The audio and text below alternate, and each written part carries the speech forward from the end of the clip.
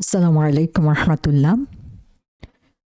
রাসূল সাল্লাল্লাহু আলাইহি ইসলামের জীবনের অর্থাৎ সিরার আলোচনার এ পর্যায়ে আমরা এসেছি ওমর রাদিয়াল্লাহু আনহু এবং হামজা রাদিয়াল্লাহু আনহুর ইসলাম গ্রহণ সংক্রান্ত ঘটনাবলী নিয়ে। রাসূল সাল্লাল্লাহু আলাইহি ইসলাম জানতেন যে মানুষের অন্তরের উপরে, হার্টের উপরে তার কোনো কন্ট্রোল নেই, কোনো শক্তি নেই যেটা দিয়ে তিনি নিয়ন্ত্রণ করতে পারতেন। কিন্তু তার মনের আকাঙ্ক্ষা ছিল কিছু মানুষের ব্যাপারে যারা আল্লাহ সুবহানাহু ওয়া তাআলার এই দিনের ব্যাপারে অগ্রসর হবেন এবং যার মাধ্যমে আল্লাহ সুবহানাহু ওয়া তাআলা তাদেরকে যেমন দিনের আলোয় আলোকিত করবেন, তেমনি তাদের যে শক্তি, তাদের যে ক্ষমতা, তাদের যেই প্রভাব ছিল সমাজে, সেটাও ইসলামের জন্য কাজে লাগবে। এবং আমরা দেখি যে এই পুরো 6 বছরের রাসূল সাল্লাল্লাহু আলাইহি ইসলামের নবুয়তি জীবনে অনেক কনভার্সন হয়েছে, যে মানুষ তাদের পুরাতন ধর্মকে ছেড়ে ইসলামের পথে এসেছে। কারো কারো জন্য এই প্রসেসটা ছিল অনেক লম্বা, কয়েক বছর লেগেছে। অনেক ধরনের প্রশ্ন, অনেক ধরনের সন্দেহ, সামনে যাওয়া, পিছনে ফিরে যাওয়া, এরকম করতে করতে আস্তে আস্তে তারা ইসলামের পথে এসেছে। আবার কারোর জন্য আমরা দেখি যে তাদের ঘটনাটা ঘটে গিয়েছে ইনস্ট্যান্টেনিয়াসলি, যে ইমিডিয়েটলি হয়তোবা কোনো একটা কথার পরিপ্রেক্ষিতে, কোনো একটা ঘটনার পরিপ্রেক্ষিতে, কারো একটা আচরণের কারণে তারা ইসলামের পথে চলে এসেছে। যেটা আমরা এখনও দেখি, যে কোনো একটা টেক্সট দেখে অথবা কোনো একটা নিউজ দেখে মানুষ ইসলামের প্রতি আকৃষ্ট হচ্ছে। সো কখন কার হৃদয় ইসলামের প্রতি আকৃষ্ট হবে, এটা আল্লাহ সুবহানাহু ওয়া তাআলা ছাড়া আর কেউ আসলে জানে না। এবং এখান থেকে আমরা দেখি যে ওমর রাদিয়াল্লাহু আনহু এবং হামজা রাদিয়াল্লাহু আনহুর ইসলাম গ্রহণের ঘটনা থেকে যে দুইটা শিক্ষা আমরা এখান থেকে পাচ্ছি, যে আল্লাহ সুবহানাহু ওয়া তাআলার কাছে ইম্পসিবল বলে কোনো কিছুই নেই।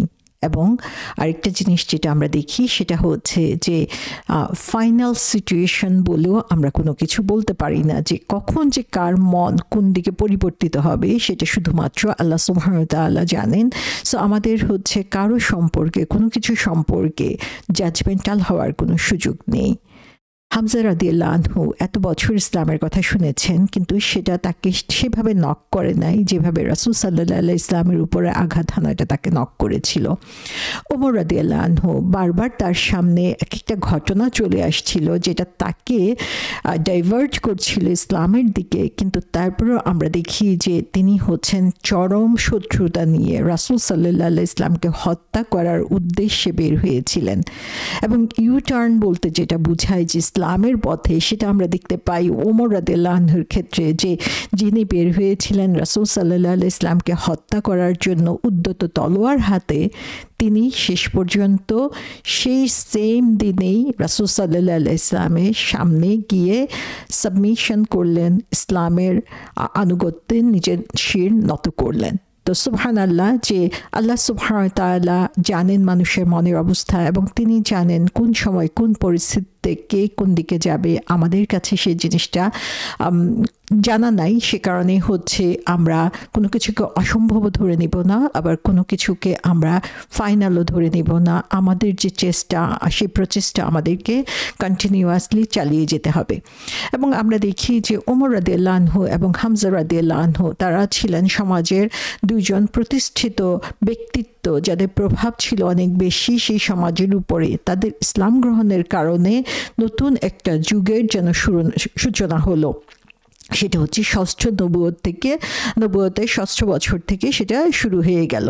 এবং যখন ওমর রাদিয়াল্লাহু আনহু ইসলাম গ্রহণ করলেন, তিনি তার সাহস আমরা দেখতে পাই, এবং তিনি যে তার যে অবস্থান, সেই অবস্থানটাতে কত বোল্ড ছিলেন, স্ট্রং ছিলেন, সেটা সাহসিকতার পরিচয় আমরা দেখতে পাই, যে তিনি পাবলিকলি সেটা অ্যানাউন্স করেন যে তিনি ইসলাম গ্রহণ করেছেন। এবং তখন তিনি তার চাচা আবু জাহালের কথা আমরা জানি যে ইসলামের নিকৃষ্টতম শত্রু ছিলেন আবু জাহাল, এবং সেই আবু জাহালের ঘরে যে তাকে তিনি ইনফর্ম করলেন যে আমি ইসলাম কবুল করেছি। এবং আবু জাহাল এটাতে চরমভাবে বিরক্ত হলো এবং তাকে হচ্ছে বোকা বলে সম্বোধন করলো। তো আমরা জানি যে আবু জাহলের দৃষ্টিতে অবশ্যই ওমর রাদিয়াল্লাহু আনহুর কাজটা বোকামির কাজ হয়েছে, কিন্তু ইসলামের দৃষ্টিতে বা আমরা যদি চরম প্রাপ্তির কথা চিন্তা করি, ওমর রাদিয়াল্লাহু আনহুর এই একটি স্টেপ হচ্ছে তার জীবনকে সম্পূর্ণরূপে পরিবর্তন করে দিয়েছিল। এবং ওমর রাদিয়াল্লাহু আনহু তখন সেখান থেকে হারাম শরীফে গেলেন, কাবা শরীফে গেলেন এবং সেখানে যে তিনি ইসলামের ঘোষণা দিলেন এবং সেখানেই তাকে কিছু লোক অ্যাটাক করলো। এবং কেউ কেউ বর্ণনা করেছেন সেই ঘটনাটাকে যে তিনি 1 ঘন্টার মতো তাদের সংঘর্ষ হয়েছিল তার সাথে। তখন একজন বৃদ্ধ লোক দাঁড়িয়ে উঠলেন এবং তিনি সেই যারা হচ্ছে ওমর রাদিয়াল্লাহু আনহুকে অ্যাটাক করছিল তাদেরকে বাধা দিলেন এবং তিনি বললেন যে কেন তারা একজনকে বাধা দিচ্ছে যখন সে নিজে তার নিজের পথটাকে পছন্দ করে নিয়েছে, এখানে তো তোমাদের কোনো সে থাকতে পারে না, কোনো কিছু বলার থাকতে পারে না। তো এখান থেকে আমরা দেখি যে ওমর রাদিয়াল্লাহু আনহুর যে সাহসিকতার পরিচয়, সেইটা যে যেটা তিনি বিশ্বাস করেছেন সেটাকে তিনি পাবলিকলি ওপেনলি বলার ব্যাপারে কোনো কুণ্ঠাবোধ করেন নাই।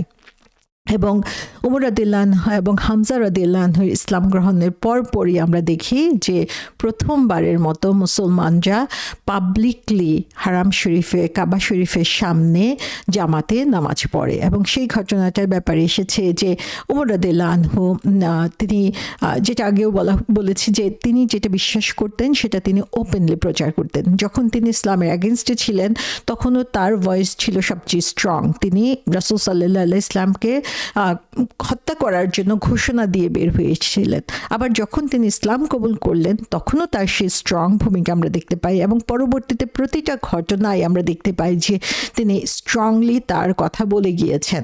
এবং তিনি রাসূল সাল্লাল্লাহু আলাইহি ইসলামকে বললেন যে আমাদের ওপেনলি প্রকাশ্যে হচ্ছে হারাম শরীফে নামাজ পড়া দরকার, হারাম শরীফে যে গ্যাদার করা দরকার।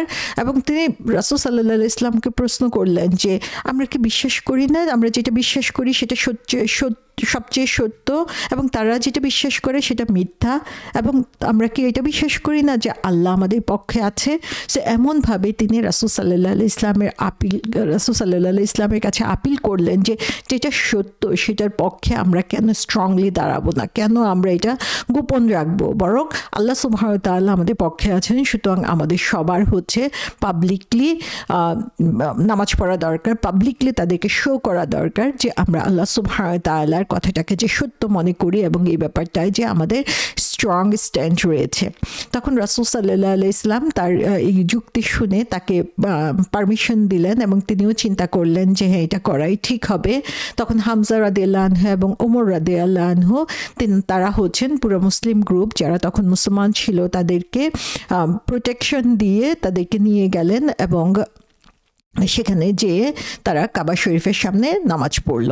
তো সুবহানাল্লাহ, এটা হচ্ছে ইসলামের মুসলমানদের প্রকাশ্যে জামাতে হচ্ছে কাবার সামনে নামাজ পড়া, যেটা হচ্ছে এখান থেকে আমরা দেখি যে নতুন একটা যুগের সূচনা হলো ইসলামের, যে এটা আর ঘরের মধ্যে বন্দি না, এটা আর চুপিসারি করার কোনো কিছু না, বরং ওমর রাদিয়াল্লাহু আনহু এবং হামজা রাদিয়াল্লাহু আনহুর বলিষ্ঠ ভূমিকার কারণে ইসলাম তখন প্রকাশ্যে সবার সামনে চলে আসার মতো সুযোগ পেল। এবং এখানে আমরা দেখি যে ওমর রাদিয়াল্লাহু আনহু এখানে স্ট্রং একটা ভূমিকা রেখেছিলেন, যেটা হচ্ছে ইসলামকে সামনের দিকে এগিয়ে নিয়ে গিয়েছিল। এবং ওমর রাদিয়াল্লাহু আনহু আমরা দেখি যে প্রত্যেকটা স্টেপেই তিনি যেটাকে সত্য বলে বিশ্বাস করেছেন সেটাকে এস্টাবলিশ করার জন্য কাজ করেছেন। এবং মুসলিম উম্মাহ হচ্ছে সেরকমই, যে এখানে হচ্ছে কম্বিনেশন অফ ট্রুথ যেটা হচ্ছে কনস্ট্যান্ট, সেটা আমাদের কথা এবং কাজ দিয়ে আমাদেরকে প্রুভ করতে হবে। এবং আমরা যেটাকে সত্য মনে করি সেটা অন্তরে যেমন আমরা সত্যভাবে বিশ্বাস করি সেটা আমাদের কাজে পরিণত করে দেখিয়ে দিতে হবে। ইসলামের যে সমন্বয় অন্তর এবং কাজের মধ্যে বিশ্বাসে, সেটা আমরা দেখতে পাই ওমর রাদিয়াল্লাহু আনহুর এই অ্যাক্টিভ স্টেপের মাধ্যমে। এবং সেখানে আমরা দেখি যে একটা ঘটনা এসেছে এই ঘটনার পরিপ্রেক্ষিতে ওমর রাদিয়াল্লাহু আনহু নিজে বলেছেন যে আমরা প্রকাশ্য দিবালোকে কাবা ঘরের দিকে অগ্রসর হয়ে গেলাম এবং সেই মুশরিক কাফের কুরাইশরা আমাদেরকে দেখতে পেল, তাদের মুখটা হচ্ছে একদম পেল হয়ে গেল, তাদের মুখটা ফ্যাকাশে হয়ে গেল এবং তারা হতাশ হয়ে গেল যে ইসলাম এখন কত দূরে গিয়ে যাচ্ছে। তারা এত কিছু করলো, এতভাবে এটাকে প্রতিহত করার জন্য চেষ্টা করছে, অথচ তারা দেখছে যে এটা ওয়ান স্টেপ অ্যাহেড নাও। এবং সেই দিন রাসূল সাল্লাল্লাহু আলাইহি ওয়াসাল্লাম ওমর রাদিয়াল্লাহু আনহুকে তার উপাধি দিলেন আল ফারুক। আমরা জানি ওমর রাদিয়াল্লাহু আনহুর আর নাম আমরা এইভাবেই পরিচিত, ওমর আল ফারুক নামে, ওমর ফারুক নামে, যার অর্থ হচ্ছে যিনি হচ্ছেন ফারুক মানে হচ্ছে যিনি হচ্ছেন সত্য এবং মিথ্যার মধ্যে ফারাক করতে পারেন, সত্য এবং মিথ্যার মধ্যে পার্থক্য যিনি সূচিত করেন তাকে ফারুক বলা হয়। এবং ওমর রাদিয়াল্লাহু আনহুর উপাধি আল ফারুক সেদিন থেকেই এস্টাবলিশ হয়ে গেল। তো কাফিররা দেখলো যে ইসলাম এগিয়ে যাচ্ছে এবং তাদের কোনো প্রচেষ্টা কোনোভাবেই এখানে সফল হচ্ছে না। দিন দিন তাদের মধ্যে টেনশন বাড়ছে, দিন দিন চরম একটা অস্থিরতার সৃষ্টি হচ্ছে।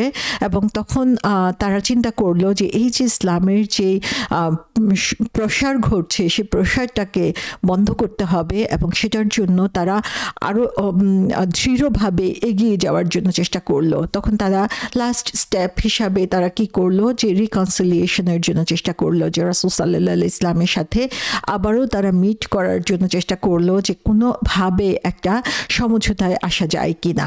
তখন কুরাইশ লিডাররা রাসূল সাল্লাল্লাহু আলাইহি ইসলামের সাথে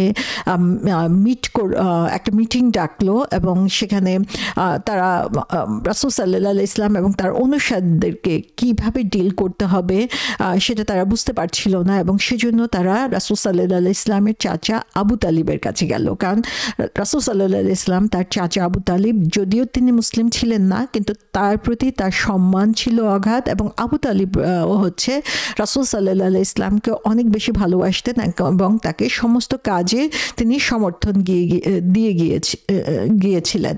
সো তারা হচ্ছে আবু তালিবের কাছে গেল এবং আবু তালিবকে বলল যে রাসূল সাল্লাল্লাহু আলাইহি ইসলামের সাথে কথা বলে একটা সমঝোতায় আসার জন্য।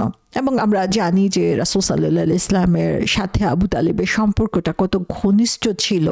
তো আবু তালিব যখন রাসূল সাল্লাল্লাহু আলাইহি ইসলামকে এ ধরনের প্রস্তাব দিলেন তখন রাসূল সাল্লাল্লাহু আলাইহি ইসলাম খুব ইমোশনাল হয়ে পড়লেন, কারণ তিনি আল্লাহ সুবহানাহু ওয়া তাআলার নির্দেশকে কোনোভাবেই অমান্য করতে পারেন না। আবার এদিক দিয়ে তার চাচার সাথে হচ্ছে তাকে নেগেটিভলি কথা বলতে হচ্ছে। এবং রাসূল সাল্লাল্লাহু আলাইহি ইসলাম যখন খুব ইমোশনাল হয়ে পড়লেন তখন আবু তালিব সেখানেই ক্ষান্ত হলেন এবং তিনি বললেন যে রাসূল সাল্লাল্লাহু আলাইহি ইসলাম যা করছেন সেটা তিনি কন্টিনিউ করে যান এবং আবু তালিব হচ্ছে তাকে সব ধরনের সমর্থন দিবেন। এবং সেটা আমরা দেখি যে আবু তালিব তার জীবনের শেষ মুহূর্ত পর্যন্ত, যদিও তিনি ইসলাম কবুল করেন নাই, কিন্তু তার সমর্থন বিন্দুমাত্র হ্রাস পায় নাই। এবং সেখানে আমরা দেখি যে কুরাইশরা পরবর্তীতে তার কাছে বিভিন্নভাবে রাসূল সাল্লাল্লাহু আলাইহি ইসলামকে অ্যাপ্রোচ করতে লাগলো যে কিভাবে তাকে তার এই পথ থেকে ফিরিয়ে আনা যায়। এবং তখন তারা উতবা ইবনে রাবিয়াকে পাঠালো রাসূল সাল্লাল্লাহু আলাইহি ইসলামের সাথে কথা বলার জন্য। এবং সেখানে আমরা দেখি যে উতবা ইবনে রাবিয়া রাসূল সাল্লাল্লাহু আলাইহি ইসলামকে কুরাইশদের পক্ষ থেকে বিভিন্ন ধরনের প্রস্তাব দিল। যেমন তারা উতবা রাসূল সাল্লাল্লাহু আলাইহি ইসলামকে যে বলল যে তুমি যদি সম্পদ পেতে চাও তাহলে আমরা আমাদের যত সম্পদ আছে সমস্ত সম্পদকে একত্রিত করে তোমাকে সেটা দিয়ে দিব। তুমি যদি আমাদের লিডার হতে চাও তাহলে হচ্ছে তোমাকেই আমরা আমাদের লিডার বানাবো। তুমি যদি মানে কিংশিপ চাও, রাজত্ব চাও, তাহলে আমাদের সমস্ত কিছু তোমাকে দিয়ে দিব। যদি তোমার মনে হয় যে তুমি হচ্ছে কোনো নারীর প্রতি আকাঙ্ক্ষী হয়ে থাকো, সেই নারী তোমাকে আমরা দিয়ে দিব। তো এরকমভাবে তারা বিভিন্নভাবে রাসূল সাল্লাল্লাহু আলাইহি ইসলামের কাছে অফার দিতে থাকলো যে যা কিছু তিনি চান সেটাই তাকে দেওয়া হবে, শুধুমাত্র একটা কন্ডিশনে যে রাসূল সাল্লাল্লাহু আলাইহি ইসলাম এই ইসলাম ইসলামের দাওয়াত দেওয়া বন্ধ করবেন। তো সুবহানাল্লাহ, আমরা এখানে দেখি যে রাসূল সাল্লাল্লাহু আলাইহি ইসলামকে কতভাবে প্রলুব্ধ করা হয়েছে যে একজন মানুষের কাছে কাঙ্ক্ষিত যা কিছু হতে পারে প্রত্যেকটা জিনিসে তাকে অফার করা হলো, শুধুমাত্র একটা জিনিসের বিনিময়ে, সেটা হচ্ছে রাসূল সাল্লাল্লাহু আলাইহি ইসলাম তাদের মূর্তির বিরুদ্ধে কিছু বলবেন না এবং তিনি ইসলামের কথা বলবেন না। এবং সেখানে আমরা দেখি যে রাসূল সাল্লাল্লাহু আলাইহি ইসলাম খুব ধীরে সুস্থে উতবা যা বললেন সেটা তিনি শুনলেন এবং শোনার পরে তিনি বললেন যে তুমি যা কিছু বলার সেটা কি বলা শেষ হয়েছে? তখন উতবা যখন বলল যে হ্যাঁ, তার অফার দেওয়া শেষ হয়েছে, তখন আমরা দেখি রাসূল সাল্লাল্লাহু আলাইহি ইসলাম সূরা ফুসসিলাত থেকে আল্লাহ সুবহানাহু ওয়া তাআলার কিছু কথা তার সামনে তুলে ধরে। তো এখানেও রাসূল সাল্লাল্লাহু আলাইহি ইসলামের এটিকেট আমরা দেখতে পাচ্ছি যে যদিও তিনি জানেন যে তারা চরম বিরোধী, যদিও তিনি জানেন যে তাদের কথা রাখা তার পক্ষে সম্ভব না, কিন্তু যখন কোনো ধরনের কনভারসেশন হচ্ছে তখন সেখানে মিনিমাম কার্টেসি যেটা, সেটা হচ্ছে যে পরস্পরের কথা শোনা এবং একজন আরেকজনকে অ্যাকনলেজ করা, একজন আরেকজনের কথা শুনে তারপরে সেটার রেসপন্স দেওয়া, প্রথমেই সেটাকে নালিফাই করে দেওয়া না। কারণ রাসূল সাল্লাল্লাহু আলাইহি ইসলাম জানেন যে তার পক্ষে আল্লাহ সুবহানাহু ওয়া তাআলা নির্দেশের বাইরে কোনো কিছু করা সম্ভব না এবং এগুলো কোনোটাই তিনি অ্যাকসেপ্ট করবেন না। কিন্তু তারপরেও তিনি সম্মান প্রদর্শন করেছেন যেহেতু তারা তার সাথে কথা বলতে এসেছে, এবং তখন তিনি যখন তাদের কথা সম্পূর্ণ শেষ হলো তারপরে যিনি কথা বললেন। সো কাউকে কথার মাঝখানে থামিয়ে দেওয়া, তার কথা সম্পূর্ণ করতে না দেওয়া, এটা যে হচ্ছে সৌজন্যতা বিরোধী সেটা আমরা নিজেরাও জানি, এবং রাসূল সাল্লাল্লাহু আলাইহি ইসলামের যে সুন্দর চরিত্রের অধিকারী সেখানে দেখতে পাচ্ছি আমরা সেই সৌজন্যতা তিনি কত সুন্দরভাবে পালন করেছেন। এবং এটা আমাদের ডে টু ডে লাইফে আসলে ফলো করার মতো। আমরা যখন মানুষের সাথে কথা বলি তখন অন্যের কথা শোনার মতো ধৈর্য দেখানো এবং আগ্রহ শো করা, সেটাও হচ্ছে একজন মুমিনের জন্য অত্যন্ত সুন্দর একটি বৈশিষ্ট্য। এবং সব কিছু শুনে রাসূল সাল্লাল্লাহু আলাইহি ইসলাম যে জবাবটা দিলেন সেই জবাবটা কিন্তু তিনি নিজের মন মতো কোনো কিছু বলেন নাই।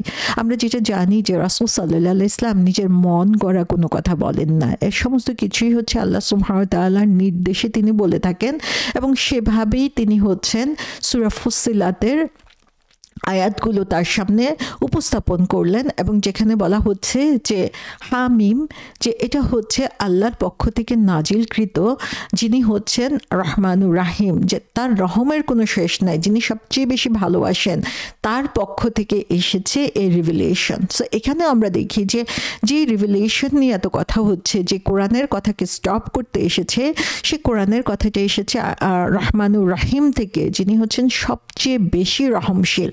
তাহলে তোমরা কিভাবে সেটাকে স্টপ করতে বলো? প্রথম কথাতেই কিন্তু রাসূল সাল্লাল্লাহু আলাইহি ইসলামের কাছে যেই কথাগুলো তারা নিয়ে এসেছিল সেটা জবাব হয়ে যায়। এবং তারপরে তিনি কন্টিনিউ করে গিয়েছেন, যেখানে তিনি বলছেন যে এটা হচ্ছে সেই বই যেটা হচ্ছে ইন ডিটেলস আল্লাহ সুবহানাহু ওয়া তাআলা বর্ণনা করে দিয়েছেন। শুধু বর্ণনা করা না, এটা কোরআনটাকে আরবিকে দিয়েছেন যাতে তোমরা ক্লিয়ারলি এটাকে বুঝতে পারো। সো তোমাদের এখানে আসলে না বুঝার কোনো কিছু নাই এটার ব্যাপারে। এটার এগেনস্টে তোমরা যেসব কথাগুলো বলছো সেগুলো যে অহেতুক সেটা এখান থেকেই বোঝা যায়, কারণ তোমাদের বোঝার মতো ভাষা দিয়েই আল্লাহ সুবহানাহু ওয়া তাআলা এই কোরআনটাকে নাজিল করেছেন। এবং আল্লাহ সুবহানাহু ওয়া তাআলা এখানে সুসংবাদ দিচ্ছেন এবং তোমাদের কাছে সতর্কও করছেন। কিন্তু ম্যাক্সিমাম মানুষের কি অবস্থা, তারা আসলে এই যে বুঝে না বুঝার ভান করছে, শুনেও না শোনার ভান করছে, এটা স্বাভাবিক এবং তোমরা সেই পথেই অগ্রসর হচ্ছ। এবং তারা বলে যে আমাদের অন্তরগুলো হচ্ছে ঢাকনা পড়ে আছে, আবৃত হয়ে আছে। তো সুবহানাল্লাহ, এখানে রাসূল সাল্লাল্লাহু আলাইহি ইসলাম এত সুন্দরভাবে কোরআন থেকে জবাব দিলেন যে আমার তো আসলে বলার কিছু নাই, কারণ হচ্ছে আল্লাহ সুবহানাহু ওয়া তাআলা বলে দিয়েছেন যে তোমাদের বুঝার মতো ভাষায় দেওয়া হয়েছে রহমানুর রাহিমের কাছ থেকে। সে রহমত তোমরা ফিল করছো, কথাগুলোকে তোমরা বুঝছো, সতর্কবাণী শুনছো, সুসংবাদের কথা শুনছো, কিন্তু তারপরেও তোমরা সেখান থেকে মুখ ফিরিয়ে নিচ্ছ, কারণ তোমাদের অন্তরের মধ্যে হচ্ছে কাভার পড়ে গিয়েছে। সো তারপরে তিনি বললেন যে হে আবুল ওয়ালিদ, তুমি আমার কথা শুনতে পেয়েছ এবং তুমি এখন যা খুশি তুমি সেটা করতে পারো।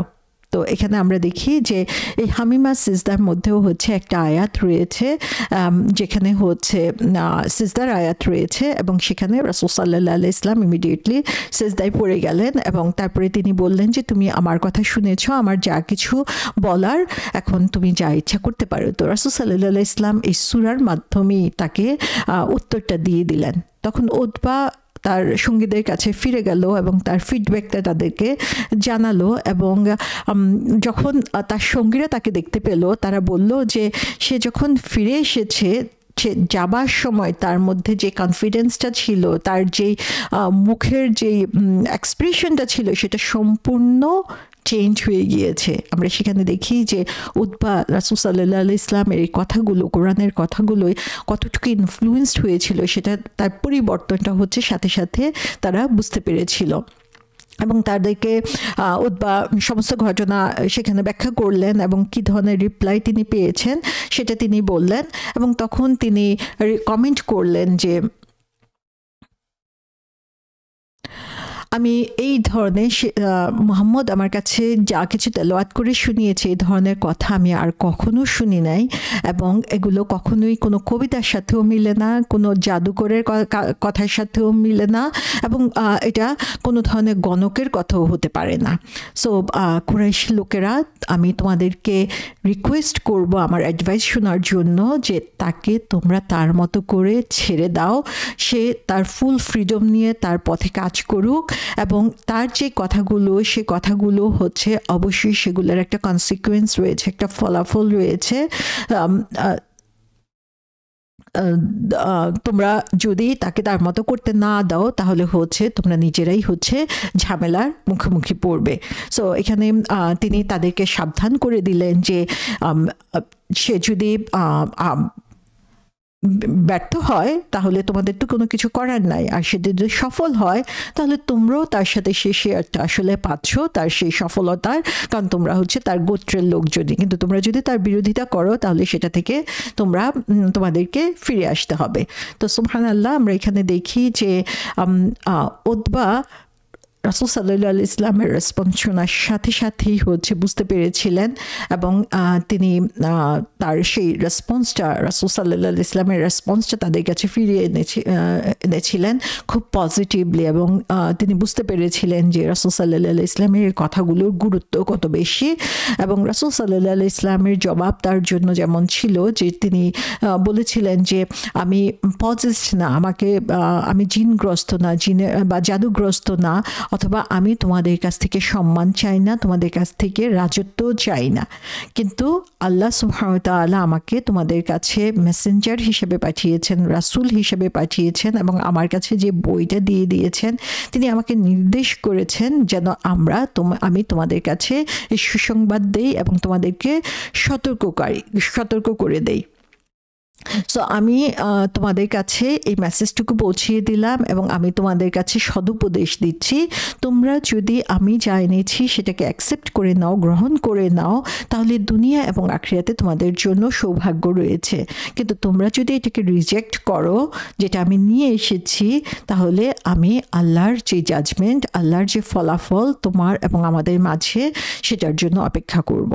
এখানেও আমরা দেখি যে রাসূল সাল্লাল্লাহু আলাইহি ওয়াসাল্লাম যত ধরনের অপবাদ তাকে দেওয়া হচ্ছিল, যতভাবে তাকে কোণঠাসা করার জন্য চেষ্টা করা হয়েছিল, সমস্ত কিছুর জবাবে তিনি আল্লাহ সুবহানাহু ওয়া তাআলার উপরে কিভাবে নির্ভর করেছিলেন, এবং আল্লাহ সুবহানাহু ওয়া তাআলার দেওয়া দায়িত্বটাকে তিনি কত সুন্দরভাবে পালন করেছিলেন। সেখানে তার কোনো পার্সোনাল গ্রাজ ছিল না, তার নিজের কোনো অভিমত তিনি সেখানে দেন নাই, তাকে যতভাবে এখানে অপমানিত করা হয়েছে সেটার প্রতিশোধ তিনি নিতে চান নাই, বরং আল্লাহ সুবহানাহু ওয়া তাআলাকেই তিনি জাজ হিসেবে রেখেছেন, এবং আল্লাহ সুবহানাহু ওয়া তাআলার দেওয়া নির্ধারিত সীমার মধ্যে থেকেই তিনি মানুষকে সুসংবাদ দিয়েছেন এবং সতর্ক করে গিয়েছেন।